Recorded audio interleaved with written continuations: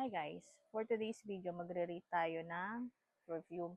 So talagang sobrang init ngayon kahit gabi. So kaya ganito ang lola nyo.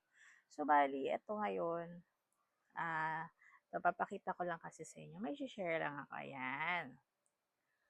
Nakita kasi ako ngayon.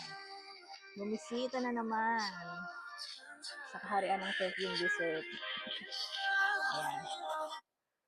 So, ito.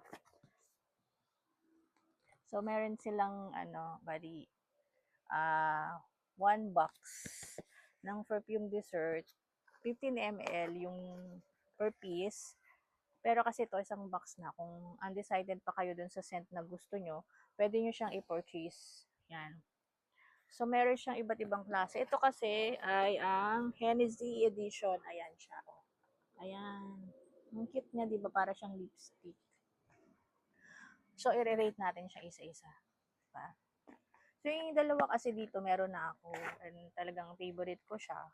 So, pero pakikita ko pa rin sa inyo. So, at ito to siya. Ayan. Ito yung maraschino cherries. Ayan, maraschino cherries, di ba? So, ayan. Ang cute ng lalagyanan niya. No? So, pwedeng-pwede siyang, hindi siya bulky sa bag. Shoot lang, ganyan. Ayan.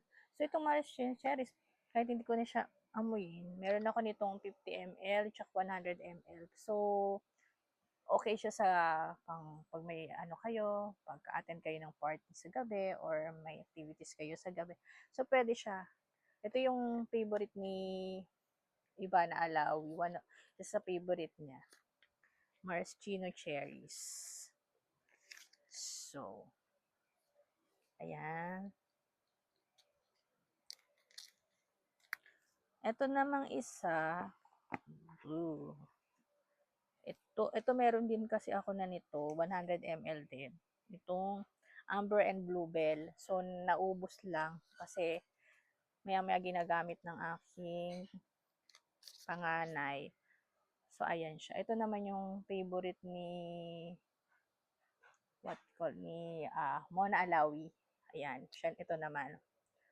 So, mabango siya. Minsan kasi pag inamoy mo lang siya ng ganun, hindi mo siya maganong mafe-feel yung Pero pagka in-spray mo siya, ayun na.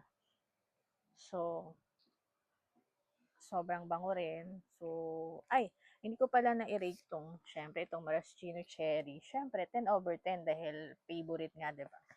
So, ito din, since isa rin sa favorite ko, 10 over 10 din siya.